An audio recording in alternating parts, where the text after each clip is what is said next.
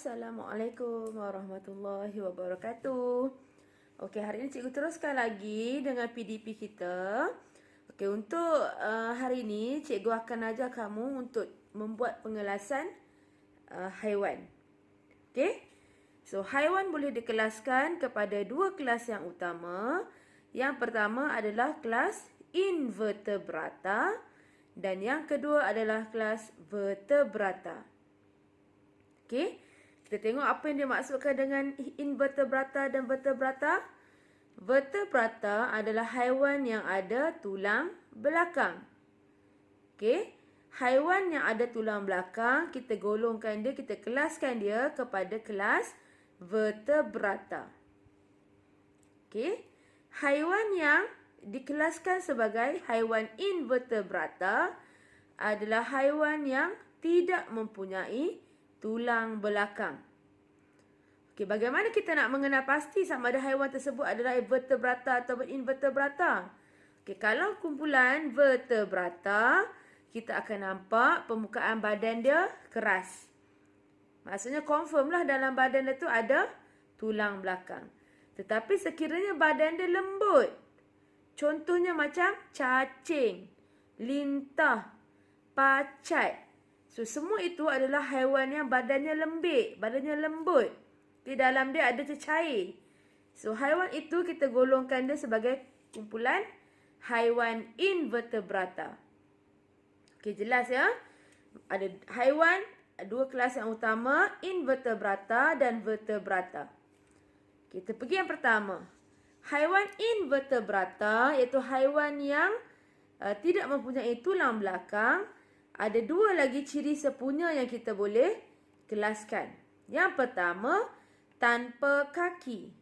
Yang kedua adalah berkaki.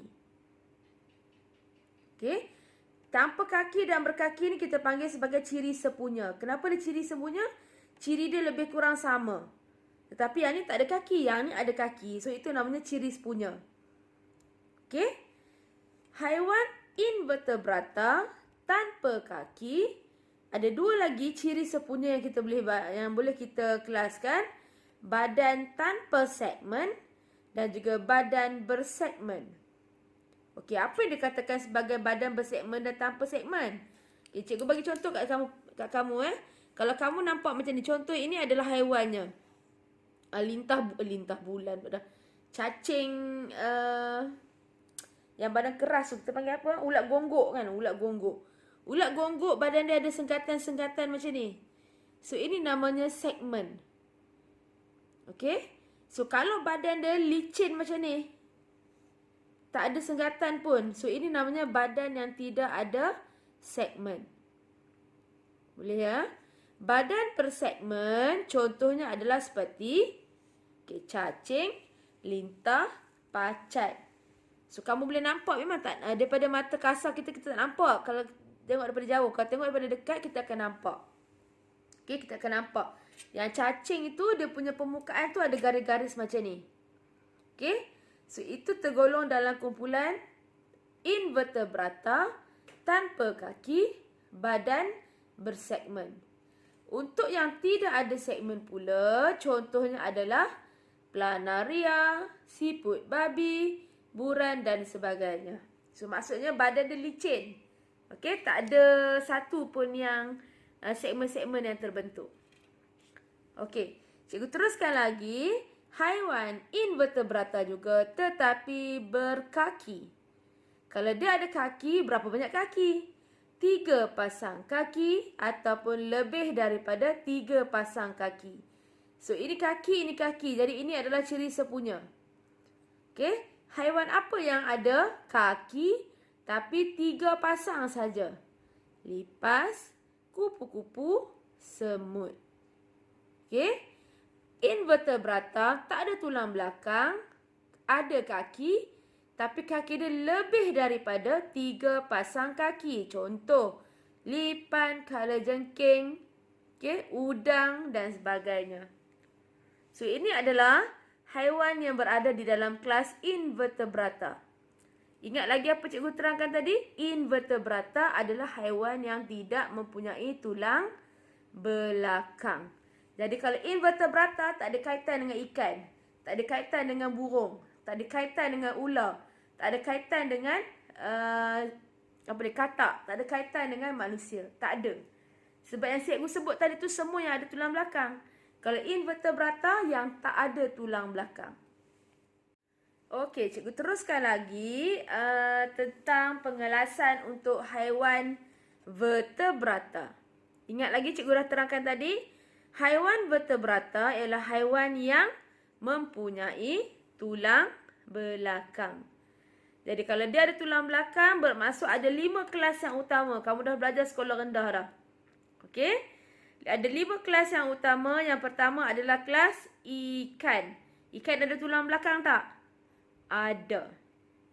Amphibia. Amphibia pun ada tulang belakang. Reptilia, burung dan mamalia. Okey? Cikgu notekan dekat sini, kesemua kelas organisma ini mempunyai tulang belakang. Jadi kalau dia kata vertebrata, cikgu tak mau dengar jawapan kamu udang. Cikgu tak mau dengar jawapan kamu siput babi. Okey? Sebab udang dan siput babi tu kedua-duanya tidak ada tulang belakang. Okey? So macam mana kita nak ingat apa ciri ikan, apa ciri amfibia, apa ciri reptilia, burung dan mamalia? So ingat yang ni. Cikgu nak kamu ingat ini saja. Okey? Ingat cikgu tulis. Kalau dia adalah kumpulan ikan, yang kamu kena ingat adalah ikan badut. Bayangkan macam mana rupa ikan badut. Okey? Kalau dia adalah amfibia, katak. Kalau dia adalah reptilia, ular. Kalau burung, burung hantu. Dan mamalia, orang utan. So, kalau kamu ingat ini, cikgu pasti kamu boleh keluarkan cikgu apa dia ciri-ciri yang ada di dalam ikan, amfibia, reptilia, burung dan mamalia. So, selepas ni, cikgu nak terangkan pula pada kamu apa ciri-ciri yang ada pada kelima-lima kelas organisma vertebrata ini. So, cikgu nak kamu jot down dan cikgu nak kamu fahamkan apa ciri yang ada pada kelima-lima kelas haiwan tersebut. Okey, kita pergi yang pertama. Itu kelas yang pertama ialah ikan. Ingat lagi apa cikgu cakap tadi? Kalau ingat ikan badut. So, bayangkan apa yang ada pada ikan badut. Yang pertama, okey, badan dia dilitupi dengan sisik berlendir. Kalau kamu pegang ikan, kalau kamu tolong mak kamu di dapur cuci ikan, kamu akan rasa badan dia tu berlendir. Okey? Dan dia bernafas menggunakan insang. Yang ni kamu dah tahu dah. Kamu selak dia punya ni, kamu akan nampak insang di bawah dia. Okey? Dan ikan itu akan bertelur. So, ini sifat, dan yang keempat adalah mempunyai sirip dan juga ekor untuk dia berenang. So, ada 4. 1, 2, 3, 4 ini memang kamu dah tahu. Okey, ciri istimewa yang ada pada ikan. Ni. Yang ni kamu kena pasti. Yang kamu kena ingat. Perkataan pertama ni yang kamu belajar untuk hari ini, tajuk pengelasan adalah poikiloterma. Okey, sebut sama-sama dengan cikgu. Poikiloterma. Okey? Poikiloterma. Apa maksud poikiloterma? Poikiloterma bermaksud organisma yang mempunyai suhu badan yang berubah-ubah mengikut suhu persekitaran. Maksudnya, kalau dia berupaya untuk hidup di dalam air, jadi haiwan tersebut adalah haiwan poikiloterma. Kenapa poikiloterma? Kerana suhu badan dia akan berubah mengikut suhu persekitaran.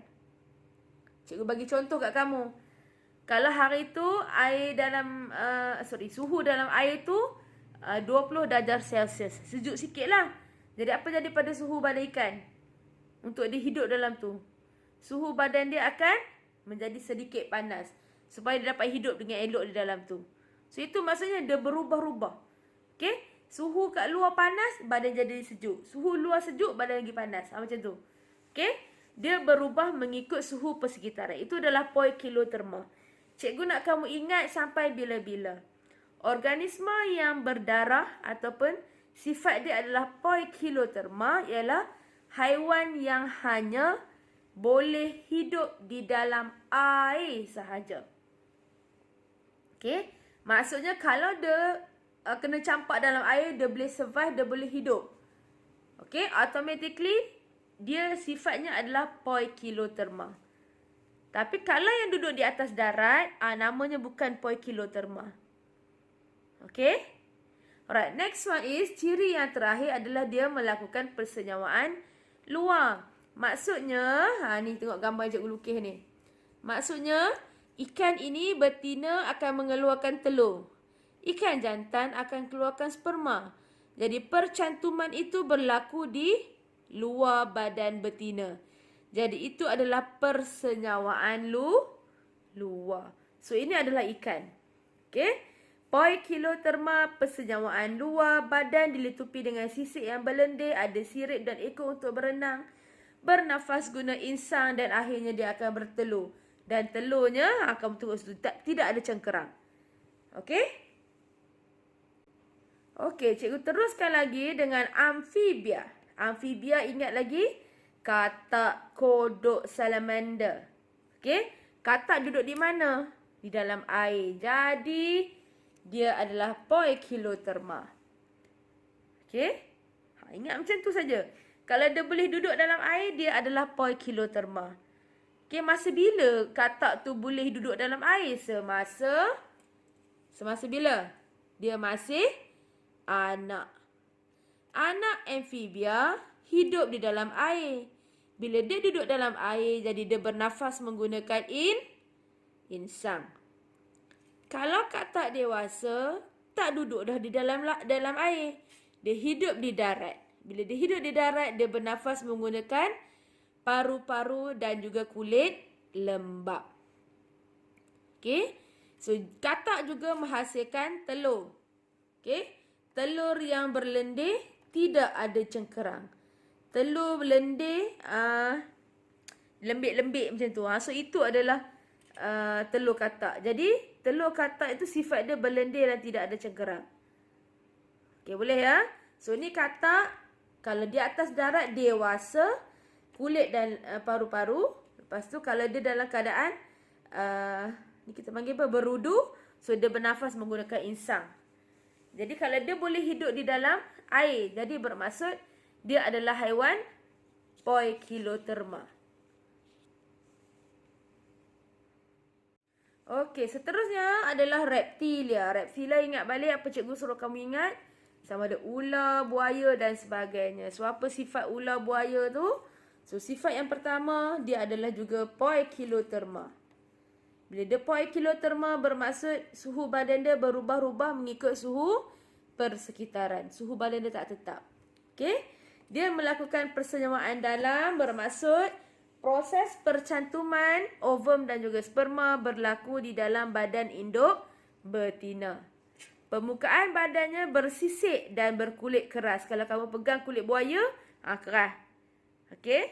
Bernafas menggunakan paru-paru. Okey, dan juga dia menghasilkan telur, tetapi telurnya bercengkerang. Okey? Kalau tadi katak, telurnya tidak ada cengkerang. Okey? Kalau tadi ikan pun tak ada cengkerang. Tapi dalam reptilia, dia dah ada telur bercengkerang.